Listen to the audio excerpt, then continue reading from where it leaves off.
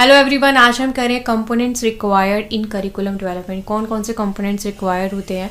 तो सबसे पहले हमें क्या चाहिए होती है, प्लानिंग चाहिए होती है। फिर कंटेंट और मेथड के ऊपर हम बात करेंगे। फिर इम्प्लीमेंटेशन कैसे होगी और फिर इवैल्यूएशन करना। तो ये सारे स्टेप्स के आगे भी तीन फोर स्टेप्स हैं, तो उनको हम डिटेल के अंदर समझते हैं वन बाय वन। तो सबसे पहले हमारे पास प्लानिंग।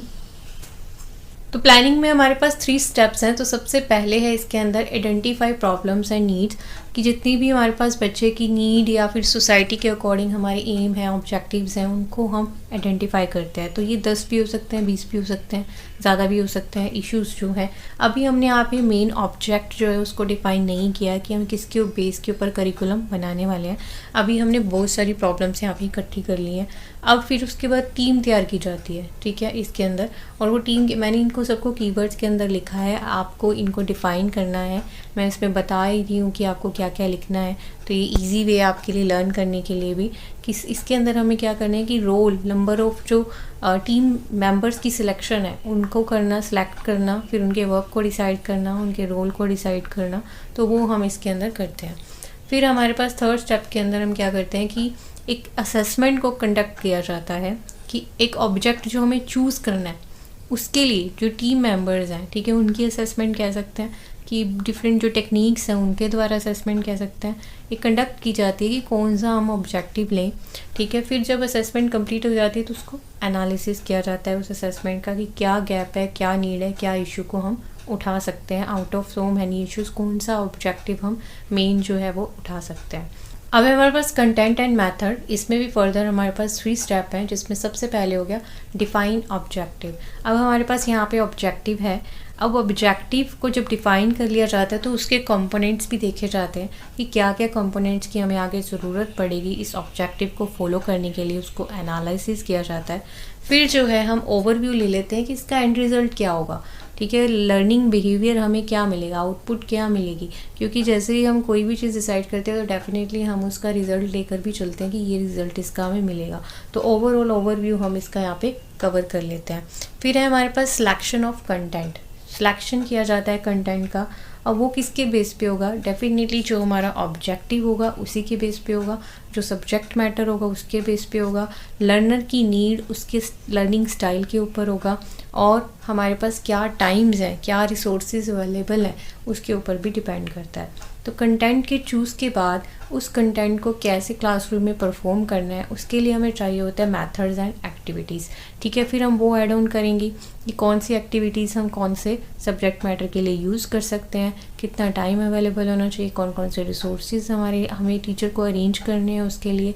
तो ये सारी बातें की जाती हैं। और सबसे पहले इन्वायरमेंट का ध्यान रखा जाता है कि उस एक्टिविटी को परफॉर्म करने के लिए एक परफेक्ट इन्वायरमेंट हो, ताकि ईजिली से जो है डिलीवरी की जा सके जो भी हमारा कंटेंट है और एक्टिविटी है। अब हमारे पास इम्प्लीमेंटेशन, इसमें हमारे पास 4 स्टेप्स हैं, जिसमें फर्स्ट स्टेप है हमारे पास प्रोडक्शन ऑफ करिकुलम मटेरियल। जैसे कि हमने लास्ट स्टेप के अंदर समझा कि हम कंटेंट और एक्टिविटीज़ अरेंज करते हैं, लेकिन अब उस कंटेंट और एक्टिविटी के लिए हमें मटेरियल भी चाहिए। जैसे बच्चों की टेक्स्ट बुक हो गई, स्मार्ट बोर्ड हो गया, या और जो भी हमारे पास रिसोर्सेज स्कूल्स के अंदर चाहिए होते हैं। तो उसको कहाँ से मंगवाया जाए, कौन सा मटेरियल यूज़ किया जाए, बुक्स जो है, टेक्स्ट बुक जो है वो कौन से पब्लिकेशन से मंगवाई जाए। तो ये सारे जो मटेरियल की बात जो है इसके अंदर चलती है इम्प्लीमेंटेशन प्रोसेस के अंदर। फिर जब वो डिसाइड हो जाता है तो उस कंटेंट को, उस मटेरियल जो है उसको इवेल्युएट किया जाता है, उसको देखा जाता है कि ये जो है वर्थफुल रहेगा भी या नहीं रहेगा, कितना वर्क करेगा, तो उसको चेक किया जाता है। फिर है कि मान लो कि एक स्मार्ट बोर्ड मंगवाया गया लेकिन टीचर को उसको यूज़ करना ही नहीं आ रहा, तो इसलिए उनको क्या किया जाता है, पहले से ट्रेनिंग प्रोवाइड करवाई जाती है, ठीक है। ट्रेनिंग प्रोवाइड करवाना फैसिलिटेटर को, ताकि वो उसका यूज़ कर सकें, टाइम जो है वो वेस्ट नहीं हो इसलिए।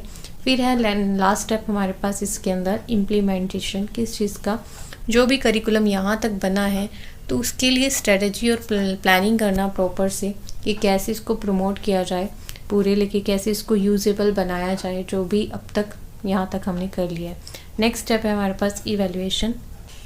इवैल्यूएशन और रिपोर्टिंग के अंदर आगे हमारे पास 2 स्टेप्स हैं, जिसमें फर्स्ट है designing evaluation strategy and reporting and securing resources. तो फर्स्ट स्टेप के अंदर डिज़ाइनिंग इवैल्यूएशन स्ट्रेटजी में 2 स्टेप्स हैं। कि किस तरह से हमारे पास 2 टाइप्स की इवैल्यूएशन हम कर सकते हैं। जो भी स्टेप जो भी लेके हम यहाँ तक प्रोसीजर रहा है अभी तक इम्प्लीमेंटेशन तक, तो उसकी असेसमेंट की बात हो रही है कि उसमें हम टाइम टू टाइम वीकली या मंथली चेक करें कि जो स्टेप्स हमने डिसाइड किए हैं वो कहाँ तक प्रोडक्टिव है, ठीक है। उनकी डेवलपमेंट और उनकी टेस्टिंग जो स्टेप्स हैं उनको टेस्ट करने के लिए असेसमेंट हम रखते हैं। फिर है समेटिव के अंदर हम ओवरऑल रिपोर्ट की बात करते हैं। मींस ये डेफिनेटली या 6 मंथ के बाद या पूरे साल के अंदर क्या क्या कैसे कैसे करिकुलम जो है वो चला, मतलब उसमें क्या क्या बेनिफिट रहे, क्या क्या उसने आउटपुट्स दिए, उसकी एक रिपोर्ट जो है वो बनाई जाती है। तो इसमें क्या ओवरऑल हमें रिव्यू करने के लिए जो पूरी स्ट्रेटजीज हमने बनाई है उसको रिव्यू करने के लिए हम ये इवैल्यूएशन वाला स्टेप करते हैं, ताकि हमें एक वैलिड जो है इंफॉर्मेशन मिल सके उसके ऊपर। फिर है हमारे पास रिपोर्टिंग और सिक्योरिंग रिसोर्सेज। मींस इसके अंदर है हमारे पास कि जो भी अब जिन लोगों ने फंडिंग दी है उस करिकुलम को इम्प्लीमेंट करने के लिए, या स्कूल्स के अंदर जो फंडिंग देते हैं, या डिसीजन मेकर्स हैं जो पॉलिसीज़ बना रहे हैं, या शेयर होल्डर्स हैं, उनको भी हमें रिपोर्ट्स को दिखाना होता है कि जो हम कर रहे हैं वो कैसे वर्क कर रहा है, स्कूल कैसे चल रहा है, करिकुलम कैसे चल रहा है। तो उसके लिए क्या है ये वाला है कि रिपोर्टिंग उनको देना विद द टाइम, ठीक है, कैसे और क्या चल रहा है, ठीक है, वो बताने के लिए। और इसके अंदर है कि इसके ऊपर भी ब्रीफ डिस्कशन की जाती है कि जो हमारे पास रिसोर्सेज हैं उनको कैसे सिक्योर रखा जा सके फॉर दी एडिशनल प्रोग्रामिंग। मतलब और भी अगर हमें कुछ चलाना है साइड बाय साइड, या फिर और कुछ प्रोग्राम ऐड ऑन करने हैं स्कूल के अंदर या करिकुलम के अंदर, तो उन रिसोर्सेज को कैसे हम सिक्योर कर सकते हैं, रीयूज़ कर सकते हैं, उसके ऊपर ब्रीफ डिस्कशन की जाए। तो बहुत इजी सा टॉपिक था ये, लेकिन आपको हर स्टेप को बहुत अच्छे से एक्सप्लेन करके लिखना है इन्हीं चीज़ों को, जैसे कि मैंने आपको समझाया है कि एक पॉइंट को कैसे हमें डिफ़ाइन करना है। तो thank you so much for watching, keep watching this channel, stay blessed, stay happy.